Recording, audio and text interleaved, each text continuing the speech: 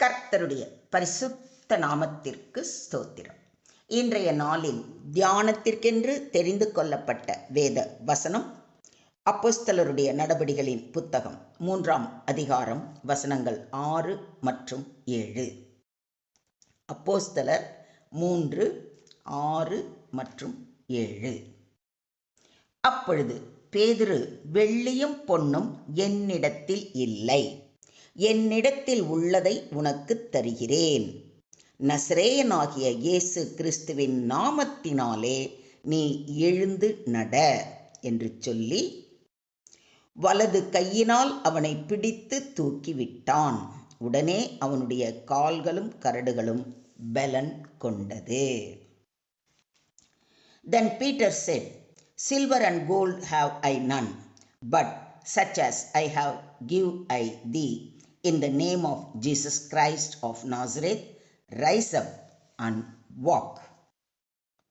And he took him by the right hand and lifted him up, and immediately his feet and ankle bones received strength.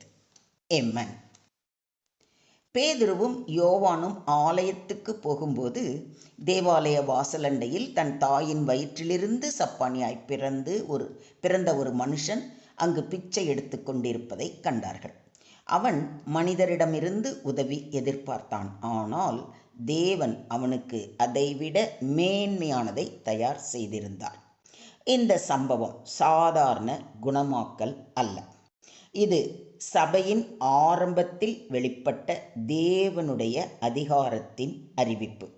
இது அப்போஸ்தலர் நூலின் ஆரம்ப அத்தியாயங்களில் நடைபெற்ற ஒரு சம்பவம். அதாவது பரிசுத்த ஆவியானவர் இயேசுவின் சீஷர்கள் மீது இறங்கிய பிறகு சபை அதிகாரத்தோடு செயல்பட ஆரம்பிக்கும் முதல் அற்புதங்களில் ஒன்று. இதன் மூலம் தேவன் சொல்வது, இயேசு உயிரோடு இருக்கிறார், அவருடைய கிரியைகள் இன்னும் தொடர்கின்றன. இந்த வசனத்தை இன்னும் கொஞ்சம் ஆழமாக உடைத்து பார்க்கலாமா? வாங்க. இங்கு வெள்ளியும் பொன்னும் என்னிடத்தில் இல்லை என்று பேதுரு கூறுகிறார். இது ஒரு ஆவிக்குரிய உண்மை வெளிப்பாடு. பேதுரு வறுமையை ஒப்புக்கொள்கிறார். ஆனால் அவர் தன்னிடம் இல்லாததை அல்ல, உள்ளதை பார்க்கிறார். இன்று பலர் என்னிடம் அது இல்லை இது இல்லை என்று நினைக்கிறார்கள்.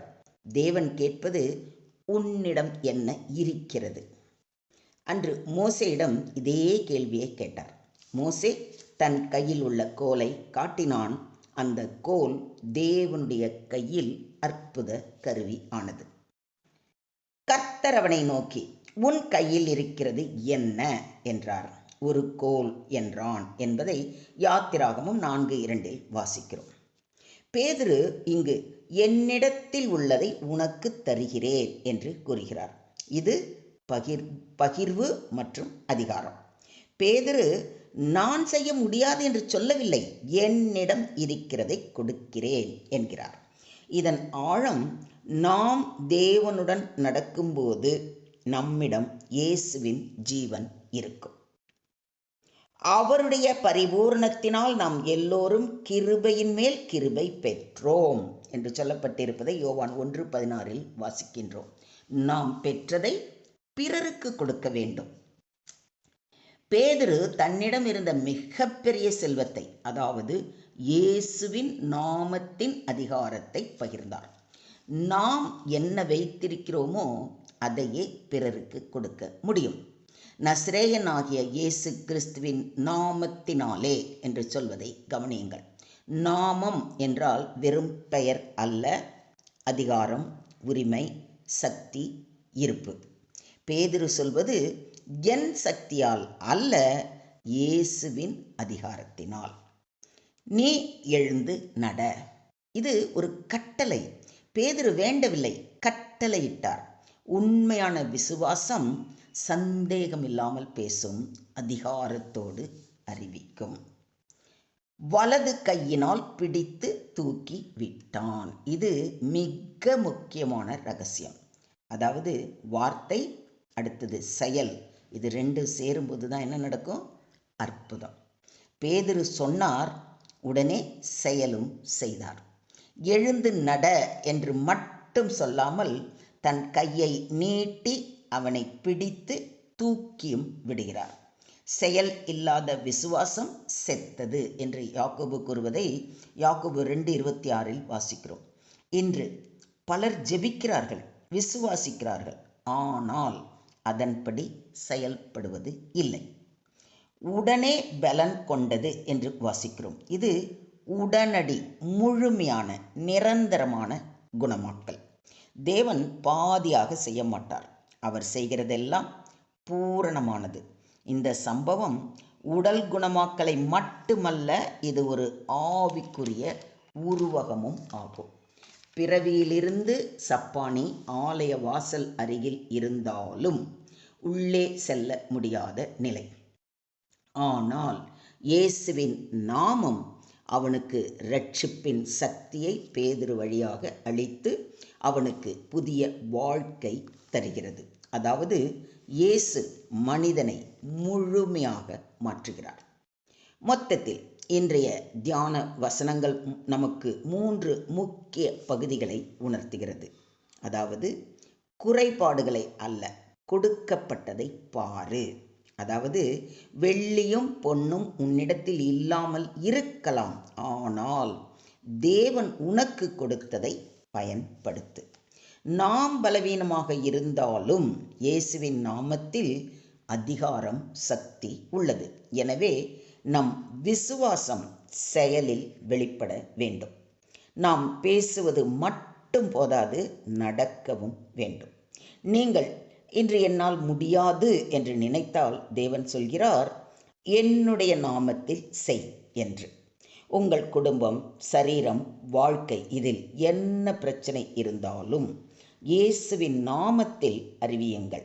உங்கள் ஊழியத்தில் பணம் இல்லாமல் இருந்தாலும் தேவனுடைய சக்தி உண்டு. பேதுரு அந்த பிச்சைக்காரனுக்கு பணம் கொடுத்திருந்தால் அந்த மனிதன் ஒரு நாள் மட்டும் வாழ்ந்திருப்பான். ஆனால் அவனை குணமாக்கியதால் அவன் வாழ்நாள் முழுவதும் தேவநாமம் மகிமைக்கு சாட்சியாக மாறினான். இதுதான் தேவன் செய்கின்ற வேலை. தற்காலிக உதவி அல்ல, நிரந்தர மாற்றம். இதை விசுவாசிக்கிறீங்களா? சுருக்கமாக சொல்வதானால், உலக செல்வம் எல்லாம் அல்ல, தேவனுடைய சக்தி மேலானது.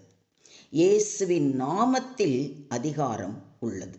விசுவாசத்தோடு செயல்படும்போது அதிசயம் நிகழும். தேவன் உடனே செயல்படுவார். நாம் கருவிகள் மட்டுமே, செய்பவர் தேவன். இதையும் விசுவாசிக்கிறீங்களா? நாம் பிரச்சனையில் இருக்கும்போது மனித உதவியை மட்டுமே எதிர்பார்க்க வேண்டாம். இயேசுவின் நாமத்தில் ஜெபிக்கவும் செயல்படவும் வேண்டும். பிறருக்கு உதவும் போது தேவனுடைய சக்தியை நம்ப வேண்டும். Today's verses teach us that spiritual power is greater than material wealth.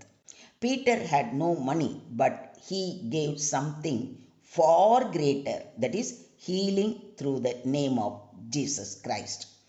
This passage shows that the authority in Jesus' name brings transformation. Faith must be accompanied by action, as Peter not only spoke but also lifted the man up. God's work is immediate and complete.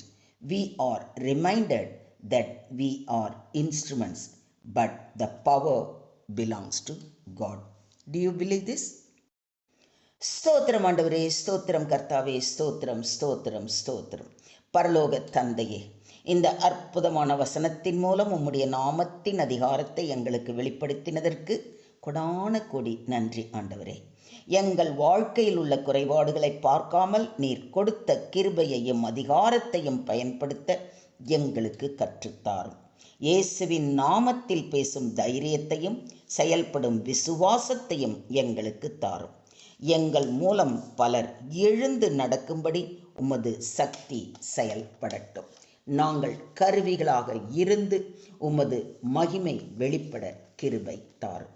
சகல துதிகன மகிமை யாவையும் ஒருவருக்கே செலுத்துகிறோம். மீட்பர் இயேசுவின் மூலம் ஜெபம் கேளும் எங்கள் ஜீவனுள்ள தகப்பனே. ஆமென்.